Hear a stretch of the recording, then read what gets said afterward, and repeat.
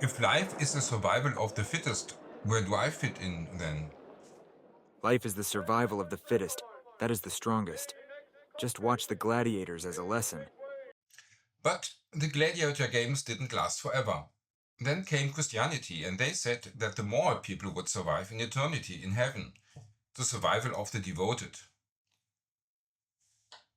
And then came the free market and prosperity. And again, the survival of the strongest. You are a social Darwinist after all. Those are strong words for someone who lacks exercise. I wonder if the survival of the fittest could mean the survival of the anxious. You must be joking. It is important to understand what the term really means. Let's take a historical perspective. The English biologist Herbert Spencer first coined the term in 1864, but it is associated with Darwin, who picked it up. In fact, Spencer gives a definition in his Principles of Biology.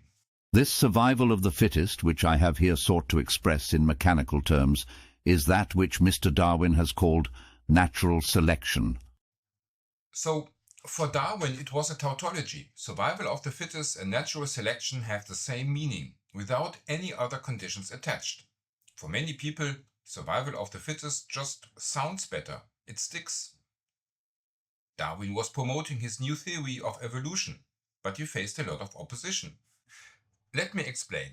He spent 5 years traveling around the world on the Beagle, observing nature, plants and animals in different climates. He realized that there is an evolution. One species evolves from another. In his day, Darwin caused a scandal by challenging the Christian worldview of creation. But the interesting question is, what are the criteria by which evolution takes place? The natural selection.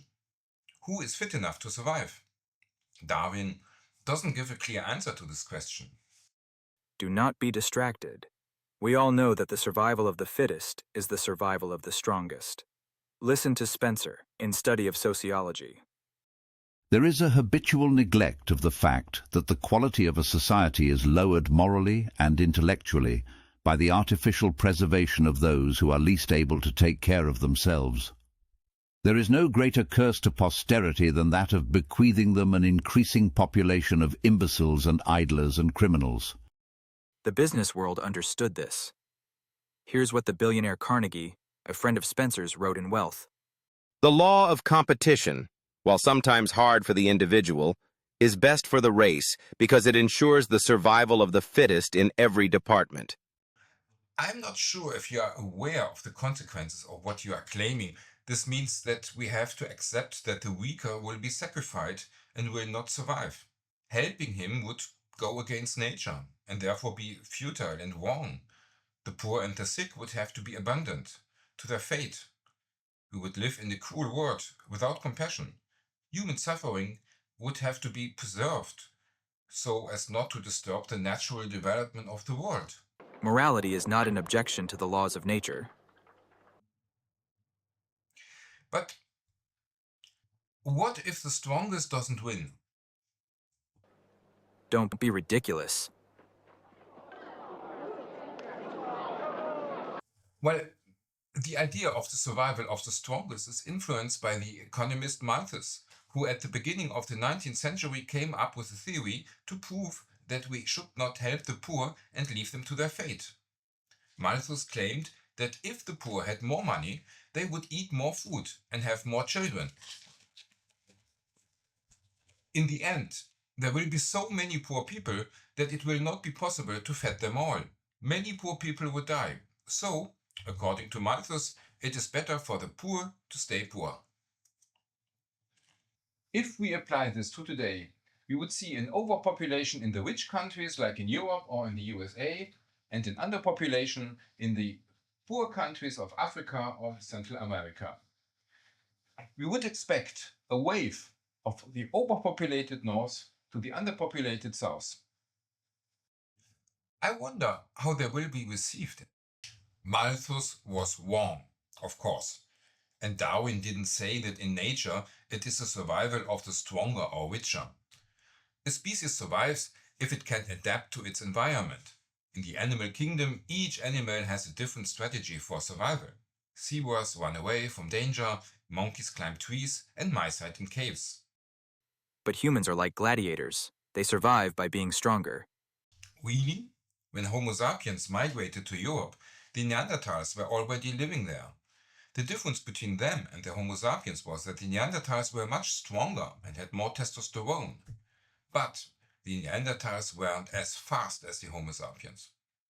In the end, the Neanderthals became extinct. That was the survival of the faster. I think I'm about to have a cardiac arrest. There is a misconception of Darwin. For him, the survival of the fittest means the survival of those who can adapt to their environment. He does not give a principle as to how this adaptation is achieved. The ability to adapt depends on the conditions of the environment.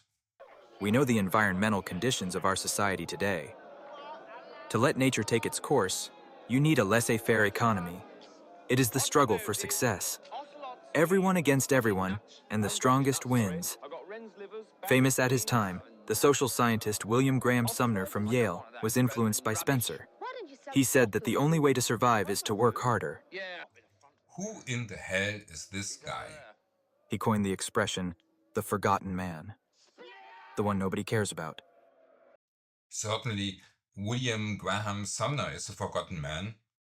Well, I know of another forgotten man who deserved to be remembered.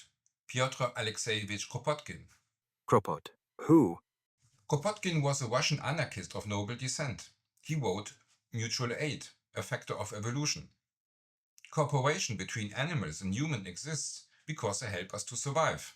We always survive as a group.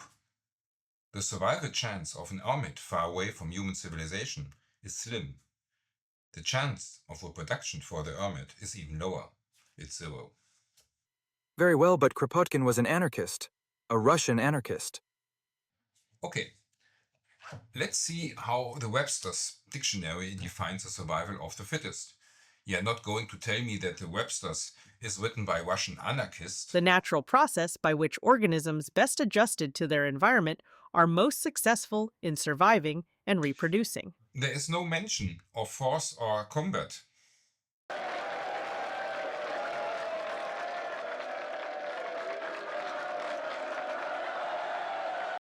The theory of evolution says that the species survive which reproduces itself and adapts. This can take any form. I admit, you made a point, or at least this movie of Monty Python is a good illustration. And have no doubt, survival of the fittest is also the survival of the brave. But to be brave, you must be afraid. Those who put themselves in danger without being aware of the danger are not brave. Fear is what makes courage possible. Courage is deliberate. It requires a free choice. It requires fear. But it also requires a moral compass. Courage exists only in relation to others. It's only other people who can say someone is courageous. To call oneself courageous is cowardly. But the survival of the fittest is incomplete because it's about the survival as a group, not as an individual. It is the survival of the fittest of the species, and the fittest of the species is the one that can adapt to nature and doesn't try to adapt nature to itself. Nature is governed by laws, and it takes courage to recognize that. The adaptation depends on the circumstances. It can be the survival of the fastest, the most fearful, or who's the strongest. We need to ask the right questions about us and our environment. This also takes courage. This enables our survival, the survival of the curious. But who am I to talk about this? I just eat peanuts and watch movies. Can I join your group? Nah, piss off. And thank you for watching. Seeing you next time.